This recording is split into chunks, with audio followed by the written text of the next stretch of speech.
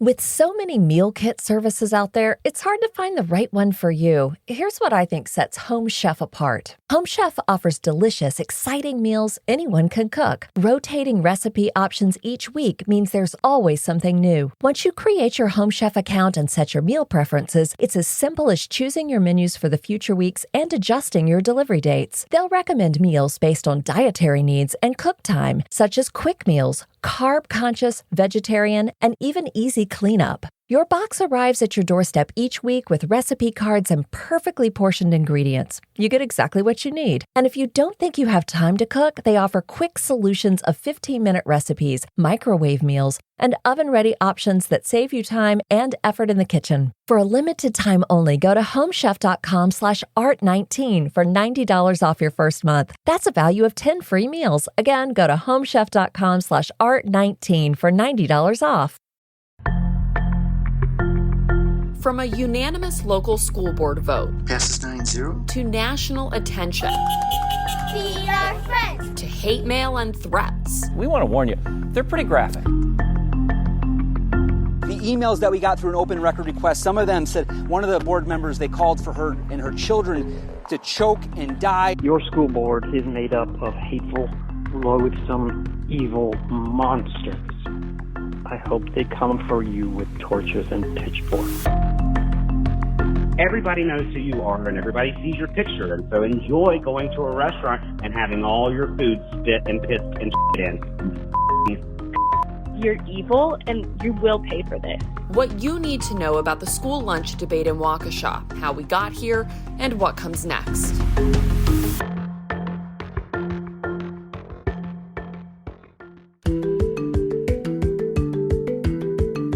From the Fox 6 studios, this is Open Record. I'm Amanda St. Hilaire, and I'm here with my colleague Brian Polson. Hey, Brian. Hi, Amanda. We are recording this episode on Wednesday, September 1st. We are here once again with Fox 6 reporter Jason Calvi, national Murrow winning Fox 6 reporter Jason Calvi. We haven't had you on since that was announced for the podcast, so Jason, we just want to welcome you back and say congratulations to you as well for all of your contributions to Open Record. Hey, congratulations to you. It's a great podcast. Thanks for having me on. So, Jason, we have a lot to unpack today, no pun intended here, when we talk about school lunches. Quite a food fight that took place in Waukesha, and obviously it made national, global attention, frankly, international news. So let's go back to June when the Waukesha School Board took the vote that precipitated all of this, a vote on school lunches. What was that all about? So, yeah, it was in June, and it was a unanimous decision. It was a 9-0 vote of the Waukesha School Board, which is about, 30 minutes outside of Milwaukee, one of our biggest cities in the state of Wisconsin, for those who are outside of the area. Not pronounced Waukesha, which sometimes people will pronounce it differently, but that's the gist if you're not from Wisconsin. So they decided at that June meeting unanimously not to rejoin this federal program, which was providing free meals to all students, and instead they decided to go with the pre-pandemic program, which was free and reduced lunches to lower income students. So that was their decision in June. And then it just became a really hot button issue in the last couple weeks, where there was a lot of national attention in the last few days, actually, really criticizing this move. And what was the reasons back in June that the board members gave for opting out of the free meal for all program? Well, one of the things that was brought up across the board was that the most needy students were going to be helped regardless of whether they opted into the Meals for All program or the old pre-pandemic program of free and reduced lunches for poorer students. So one of the school board president, Joseph Como, he said this was part of the normalization process of going back to life, before the pandemic, going back to the free and reduced lunch program, as opposed to providing free meals to everybody. And at that meeting in June, he said, the school board president said, if people are being missed, we're not, it doesn't seem like we're missing those people. they're covering those families in need pretty well, and they have stopgaps, in place that would help them if there was an issue where they were having struggles with providing food for their family. So that was what the board said in June. There was another committee meeting earlier in May. And at that meeting, one of Karen Reinacek, who's one of the board members, had some comments. She was, against the Free Meals for All program, and she said money doesn't grow on trees. And one of her comments in May ended up gaining national attention in the last couple of weeks, especially Friday when the Washington Post put out the headline. They had a headline that said, a school district opted out of a free meals program, saying students could become spoiled. So these words about spoiled were national controversy, and we were able to look at emails and voicemails that were directed to the Waukesha School Board, and a lot of them brought up these words of worries about people being spoiled. So I think it'd be important to put Karen Reinacek's comments into full context. So let's listen to those words right now. But when you just make a blanket, everything's free for everyone, that means that there are people out there that do not have kids that are paying for my kids to eat. Can we just get back to, if I have children, I should be able to provide for them. And if I can't, there is help for them. But stop feeding people that can provide for them. I feel like this is a big problem, and it's really easy to get sucked into and to become spoiled, and then to just think it's not my problem anymore. It's everyone else's problem to feed my children. So I don't agree with it at all. Every time I hear the word free, I just think it's not free, because it doesn't grow on trees. They're not just going picking money off. It's other people paying for our children to eat. And when we can provide for that in our own way, in our own family, I think it's wrong for us to take it. So, Jason, we have a situation where, if I'm getting this right, the school board is saying instead of all students automatically getting a free lunch, and this is a federal program paid for by the federal government, instead we're going to go back to a system where you essentially apply in order to have a free lunch based on your needs. It became clear from looking at the emails and the text messages that we obtained through an open records request that a lot of the people sending messages to the board members thought that the vote was to completely eliminate the free breakfast and lunch program. And that's not what happened here. That's right. Yeah, a lot of them, said that, they were directing it to the board members that they were really, how could you not feed poor children? I mean, there was the shock of that idea, but as the board members would tell you, they were just going back to the pre-pandemic program of free and reduced lunch for those poorer kids. But when you talk to, there are people in the community. There was an organization of parents called the Alliance for Education in Waukesha, and they had a protest. They had been a petition as well,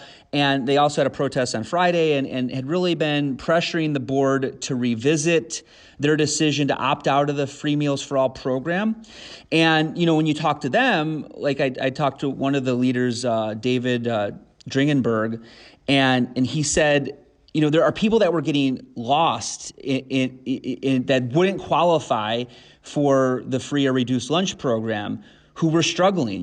People that might not have qualified but still were struggling, that were being helped with the Free Meals for All program. He said, he knew a dad that had lost his job. They had income coming in, but it wasn't enough to support the needs of the family. And so this program helped that dad provide food for his children at school, not having to worry about how they're going to make that meal an option by having the free meal at school. So those are the comments that we heard. There was one of the voicemails that we did hear in that open records request. Again, was a similar story of somebody who really spoke passionately about how their dad had lost his income, but it would fluctuate. Income would come in at sometimes they wouldn't qualify for the free lunch program, and other times so he said, having something like this, which was no questions asked, meals for all, would have been a really helpful program for somebody like him. And that's the other thing that was brought up, was the stigma, right? That in having the Free Meals for All program, there's no questions about well, are you poor or are you not poor? Everybody was getting the meals. And I think the worry for some parents was that there would be the stigma on if you went back to just the children coming from lower income families receiving the free lunch, receiving the reduced price lunch, that there would be a stigma upon them in the midst of a pandemic. Why put extra pressure on people? So you can see both sides of the argument here, really debating and trying to figure out what's best for Waukesha, what's best for the community. And this all played out with the board actually deciding to revisit their decision that they made unanimously back in June. So they did have that. They did have a board meeting on Monday to revisit, and they voted 5-4. They voted 5-4 to go back to the Free Meals for All program. I want to step back for a minute, Jason, because for people who have paid attention to the news or they've read the Washington Post or they've seen the things online, they're aware that there was a huge controversy over the board first voting to opt out of this Free Lunch for All program and then opt back in after getting so much vehement pressure from their own community and from communities all over the state and all over the country, all over the world. But what's going on behind it, I think, is what gets lost in short news stories about vitriol and reaction. And if we step back for a minute, as you've said here, before the pandemic, there was a program, and the federal programs have lots of rules, and you have to qualify based on income to get free and reduced price lunches for a student. And there's whatever qualifications are required, income certainly one of them. Students or their parents would have to apply, and then once they apply, then they can get this all year long. And that's been the way it's been for a long, long time. The pandemic changed a lot of things. In the midst of a crisis, in the midst of a national emergency, there were all sorts of federal waivers lifted for various things. Unemployment, obviously, being one of them. Work searches were suspended. Moratoriums on evictions. Well, free and reduced lunches were opened up to all. Let's just make it simple. Let's make sure everybody's fed. And now we're in that tricky area where the pandemic has been waxing and waning. It goes away, it surges. It goes away, it surges. And there's obviously a political divide over, is the pandemic over? Should we still be should people get vaccinated or not? Should they wear masks? This is another one of those now political hot potatoes of when do you stop providing free lunches for everyone when obviously a lot of people can afford it and wouldn't have qualified before. What stands out to me here, though, is that Waukesha is the only school district in Wisconsin that voted to do this. Even though they voted unanimously, no other school district voted to opt out of this early. Why did they vote? Why are they the only ones that voted to opt out of this so early in the process? Well, I think there was in Waukesha, there was a sense brought up in the various committee meetings, and you can go. They're on YouTube. The Waukesha School Board has these meetings on their YouTube page, and I think it is helpful to get a sense for what the debate was. But again, it was, okay, food's going to waste. Some people are not taking advantage of the free meals, and food is going to waste. The other argument, which we also did hear from board member Reinachek, was the idea that money doesn't grow on trees. That why provide free meals to wealthy families? Why do that? I mean, that was the honest question that these school board members, or some of them, had in Waukesha, and it led to that unanimous vote in June. But you are right. We did speak to the Department of Public Instruction for Wisconsin, and they said Waukesha is the only eligible. Now, that's the key word, eligible school district in the state to opt out of this free lunch program for all students. But there are actually 13 school districts in the state that don't qualify for that program. So it's not right to say it's the only school district in the program, the only school district in the state not to take this program. It's the only eligible district to opt out of the program because there are certainly other eligible districts that have conservative political views by and large. I mean, you might look at other communities perhaps in Lake Country. You might look in Ozaukee County, the Port Washington School District, Grafton, Cedarburg, others that may or may not, at least they certainly have a mix of political opinions where this may fall either way. They didn't choose to go this route. It does make you wonder, what was it about Waukesha that pressed this forward on a unanimous vote? The original vote wasn't 5-4. It was 9-0. Right.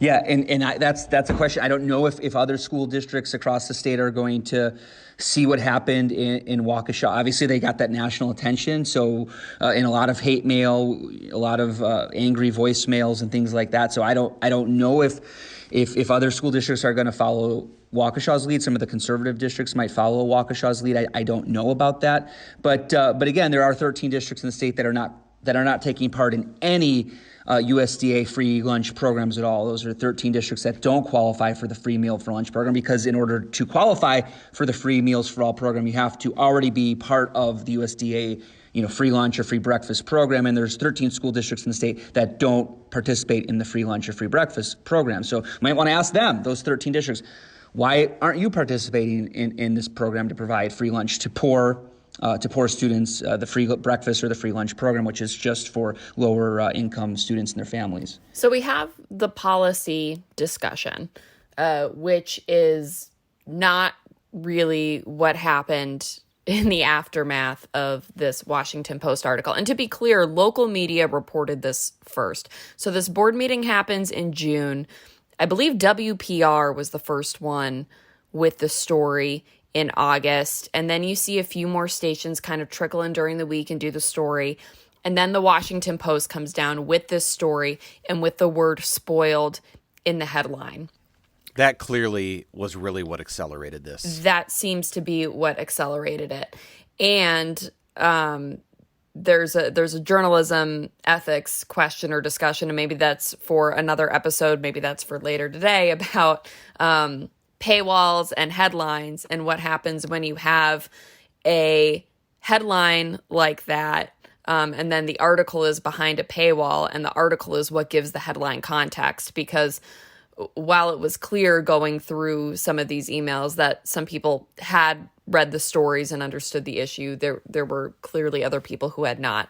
But basically, over the weekend and then into Monday morning, Jason, you and I start getting some calls from people who are concerned because they're hearing about board members getting hate mail and threats. So we file an open records request with the board members for voicemails and emails. And some of them respond rather quickly. And the other part of this story is the emails, the messages, the voicemails that these board members got. And a lot of them are so graphic, we probably can't and shouldn't read them on this podcast. But Jason, that's what you spent a lot of Monday going through. Yeah, it was. I have never. I mean, I just couldn't believe the amount of messages. I mean, it was, dozens of voicemails, and we played those at the top of the show. Some of those voicemails. One person said, "I hope they come for you with torches and pitchforks." And lots of swearing at the board members on the voicemails. It just kind of a sense of where politics and civility is right now. I know this is a hot button issue, but yeah, there was a lot of people saying, "We want to come. I hope people come to you with torches and pitchforks." I've got a stack of emails in front of me. I'm looking at one right here, and this one is so we did get their emails and voicemails, and that's what we requested. And here's one from a person named Randy, and he if it's a man, he writes, lots of swear words here at the beginning of the letter, and then he says, all of you are going to be spoiled in severe ways. Get ready. And then he lists all 9 of their addresses, their home addresses, and then he says, all of you targeted. So that's just one sense. Another email says, I hope you get hit by a bus. Another one said, you're about to get ruined. Another one said, I hope you and your children choke and die. So these are the kind of messages that were sent to the Waukesha School Board. And I'm looking at the dates that these were sent. And they really, like the one about with the addresses, that one was sent on Friday, August 27th at about noon.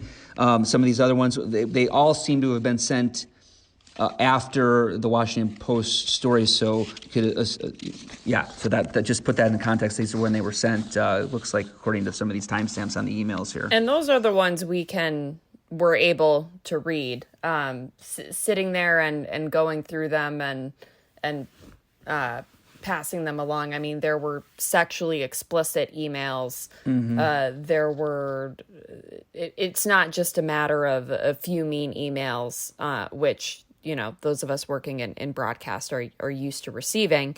It's, this was a different level.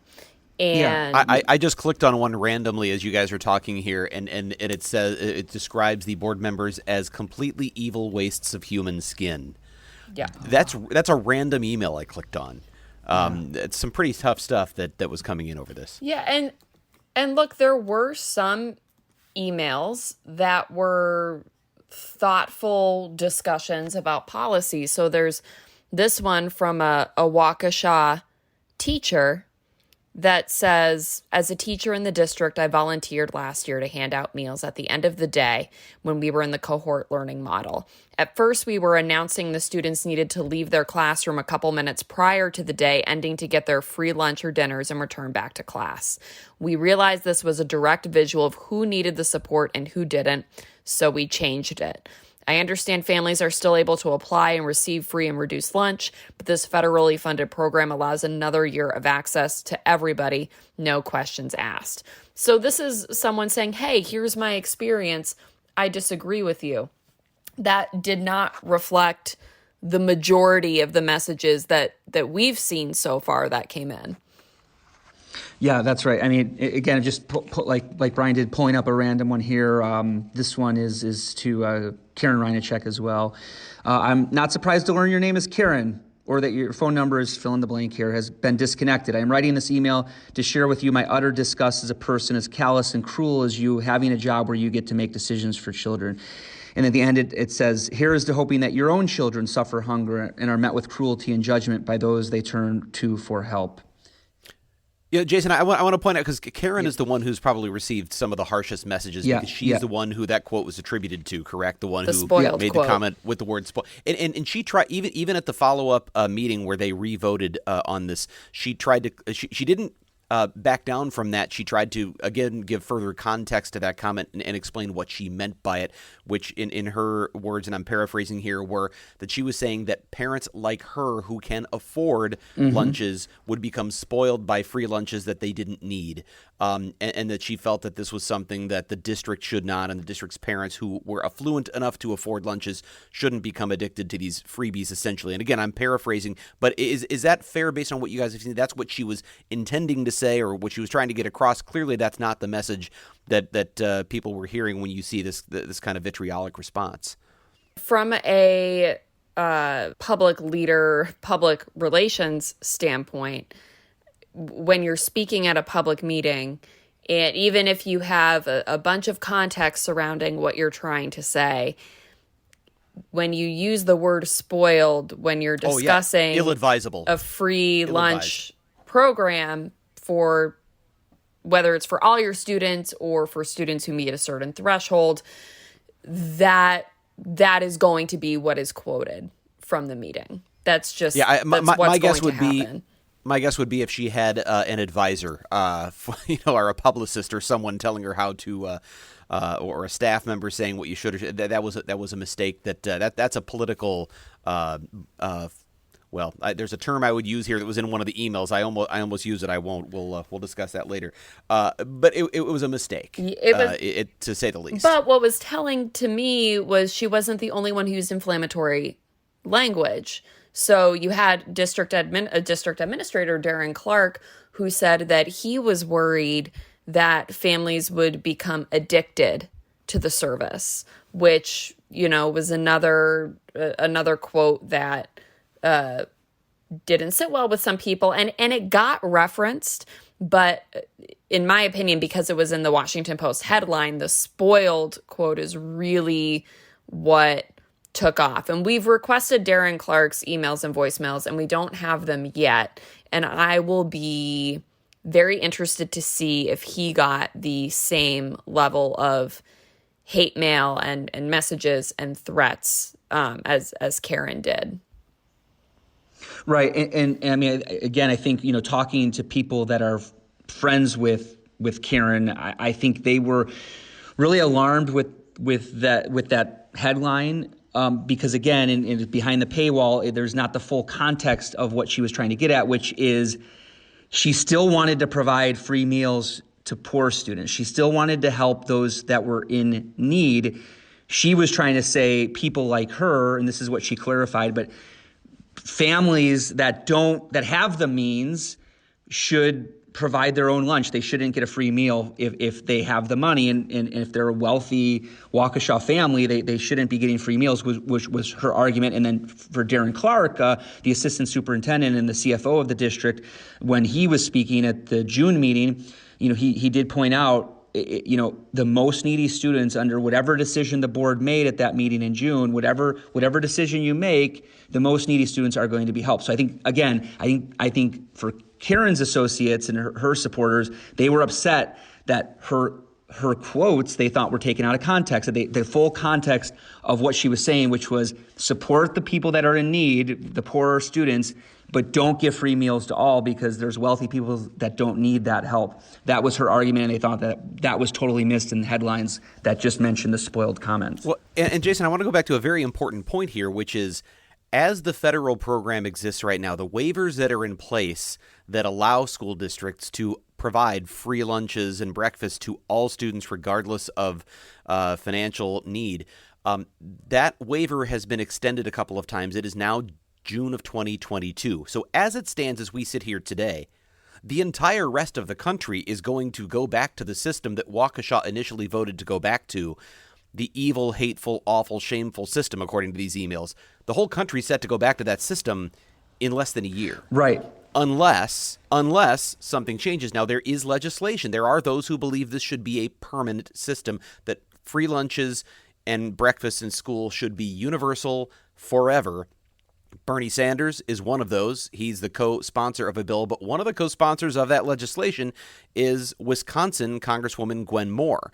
And so there is a proposal out there to make this permanent, and obviously there's a bigger picture debate as the pandemic eventually does wane, and this becomes no longer a COVID-19 issue, but just a simple question of should free lunches be universal to all in public schools. Then that question is out there. That's a debate that's still to be had, I guess. And I do think it's interesting to put this debate into context, that the vitriol that's been expressed about what Waukesha had voted to do is in fact the system that will be in place 9 months from now unless something changes. That's right. Yeah, this program, it ends when the school year ends. So as soon as the school year ends, even if it's before June, the program ends. Jason, what was your big takeaway from all this? Because you covered a couple different angles of this story.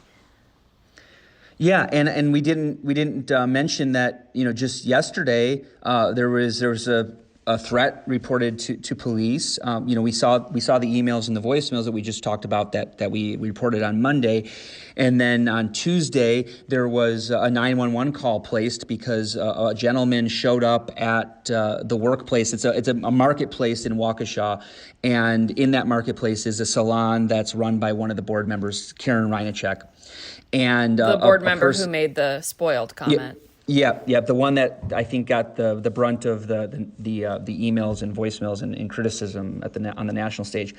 Somebody showed up, and that person was dressed in what appeared to be police uniform, but wasn't a police officer, and asked to see Karen for wanted to talk to Karen. So this led to the marketplace calling the police. Police show up, and it turns out that this was a non-story. So the police dispatcher said, there's a person dressed as a police officer looking for a school board member. So police show up. There was a Twitter account that tweeted out a false narrative that somebody was impersonating a police officer and was trying to take Karen Reinachek, or he didn't mention her name, but was trying to take a Waukesha school board member into custody. So there was a lot of worries, but that tweet was false. Police showed up. There was nobody trying to impersonate a police officer. This gentleman was just looking for a haircut, and he happened to have just finished his shift as a security guard. And so he was in what could look like a police uniform, but was his security guard uniform, showed up looking for a haircut. He wanted to support Karen because of all the backlash. Yeah, isn't that the irony? He was actually there. He was supportive of her, right? He wasn't actually there to, quote unquote, arrest her at all. Right. So that tweet that said that he was going to take her into custody was completely false. I talked to Waukesha police. They were convinced that this man posed no threat. He was truly a security guard. They were able to confirm that. And they said he was just looking to support her. And even on talk radio on the Dan O'Donnell show, we played a quote from him, or a soundbite from him. And he was telling his listeners on Monday to please go support this particular salon because she's getting national backlash, and there's people posting comments on Google reviews and other review services criticizing her salon. And you can tell that, in the vitriol, it was directed toward her comments on the school board. It wasn't directed to her service providing hairdressing services. So Dan O'Donnell said, hey, if you want, please go support Karen's. Please go support her salon. So this gentleman, we don't know what his impetus was, if he was listening to that show or not, but he went there to support her, and the police were called. It turned out to be a false alarm. Everybody was safe. But again, I think that story just shows how tense people are right now, how tense school board members are, including in Waukesha, because you've seen the emails, you've seen the voicemails. There are threats out there. There are hate mail coming to them. So you can see that there is a tense atmosphere right now, and we know that that's not just in Waukesha. We know that in Oconomowoc, 3 school board members resigned because they said they couldn't. The vitriol was just so immense. One of the school board members in Oconomowoc that resigned said he was worried after meetings that he was going to go to his car and the windows would be smashed or the tires would be slashed. So that's the environment that we are. And these were board members who were receiving these messages because of COVID mitigation strategies. So these were board members who tended to fall on the other side of issues than Karen over in Waukesha does. That's right. Yeah. So you can see that on both sides, there are people that are conservative board members or more progressive board members. They're getting what they think, what they're describing as vitriol, a toxic environment right now at these school board meetings where people are coming out yelling.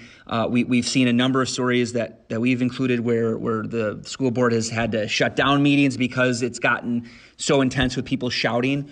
So that's kind of the environment right now for statewide school board meetings as they're debating things like masks, as they're debating things like COVID mitigation strategies and the like.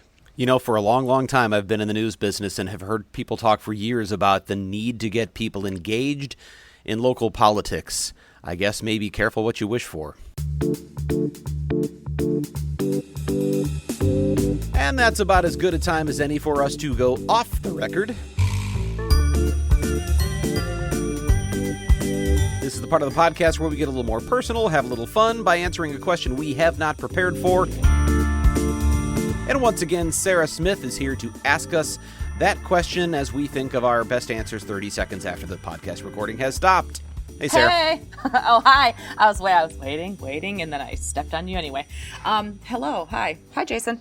Hey, good morning. Guy. So, last week we got a little insightful about like special skills and stuff, and I'm back on my food beat. Just because, I don't know, I always feel like it just is insightful to what people are really like. So, my question today, what is the one ingredient that you always ask to be omitted, if possible, from a dish? So, restaurant, or, if you're making something at home and the recipe calls for it, what are you like, hold the...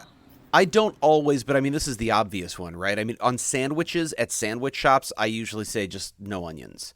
And not because I like onions in food. What I don't like is onions to dominate a food, especially large slices of onions. And a lot of times at sandwich shops, they will just douse something in raw, uncooked onions that they're crunchy and they take over the flavor of the food. And so for me, it's hold the onions. Now, brats and kraut, that's fine. They can dominate the brat. I'm okay with that. But there's something about like just sort of cold, uncooked onions on a sub sandwich that I say, just leave that off there.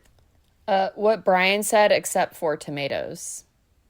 I like tomatoes, but I like a very specific tomato to the rest of my food ratio. And when you have like big slices of tomatoes, it like ruins it. They need to be diced. It needs to be very specific, and most places aren't going to do that. So I just say, you know what, hold the tomatoes. And for me, it's also holding the hot peppers, because I just have terrible physical reactions when I eat really spicy food. So I remember going to a Jamaican restaurant with my wife, and it's like, oh, is this spicy? And they're like, no, it's not spicy. And it was amazing. I mean, it was amazing how spicy it was. This was not spicy to the server, and I mean, I'm choking. You know, my nose is running. I'm coughing, and then I get the hiccups, and the hiccups don't go away. So that was really spicy, but just even a normal, like a spicy salsa, my nose will start running, and I'll just, but the hiccups and all of that was at that Jamaican restaurant, and my wife and I still laugh about it to this day. I'd like to try some more Jamaican food. We need to get together for drinks and have Jason eat hot peppers just for our entertainment at this point. But doesn't I'm a spicy, I love, but the hotter the better.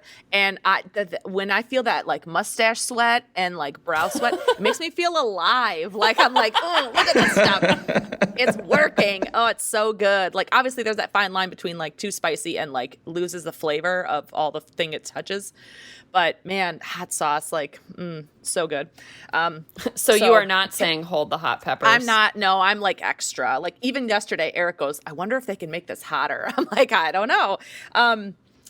The pack of Tums, that's another thing, or like a Gas X. But anyway, I'm also team no tomatoes. I love all tomato products. So I love salsa, bruschetta.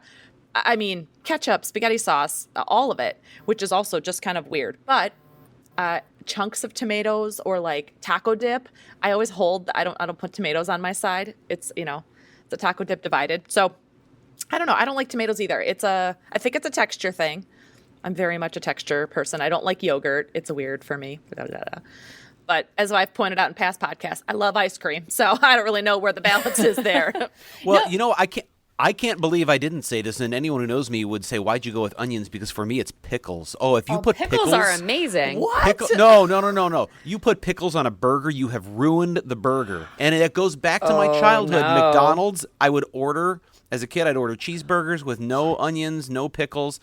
If they left the onions on, I was fine. If they left the pickles on, I would cry. I was so onions upset. are trash on those. I know, but that's how much I hated pickles. I've always the pickle slice that comes with the sandwich, pickle spear. Get it away from my fries and chips. I don't want it to touch them. The juice is gross. I love cucumbers. I love cucumbers. Apparently, I just don't like the pickling juice. Wow. So I never knew. Hot take. I know this is an audio medium, so people can't see Brian's face right now. I don't think I've ever seen you look more disgusted.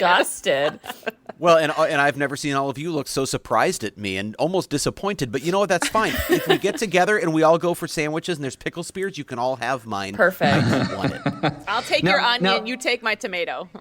Is that across the board for pickles? Like all different varieties of pickles? Dill, sweet, doesn't matter. Don't like pickles. Don't want pickles. Don't get them near me. Leave the What about pickles other are for things other people. that are pickled? That's like what's weird. I mean, capers.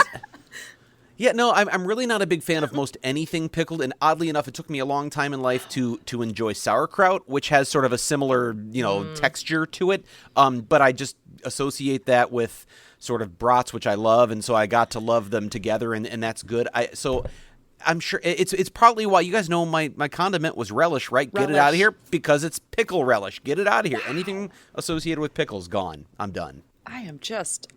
can I go on today? I don't even know. Also, can let you the all record still be show my friend? Yeah, that's fair. No, because I'll be by you because I'll eat your pickles. That's fine. Also, let the record show that I also hate coconut, so that's not coming anywhere near my business. So, all right. Well, we will have to continue to hash this out when we are able to meet up for a meal at some point, because I love coconut. If you have a question, it doesn't have to be about food, but it can be about food. If you have a question you'd like to submit for Off the Record, a topic you want us to discuss, an issue you think we should investigate, please go ahead, send us an email. You can send your emails to fox6investigators@fox.com. Again, that's Fox, the number 6, investigators@fox.com. This is the part where I want to cue Dave to start playing that song, If You Like Pina Coladas. There's the coconut. Anyway, as always, thank you to the people who make this podcast possible. Producer Pete, Dave Machuda, Suzanne Barthel, and of course, Sarah Smith. Please subscribe to Open Record if you haven't already. You can find it wherever you get your podcasts. And with that, I'm Brian Polson for Amanda St. Hilaire. We'll be back again next week.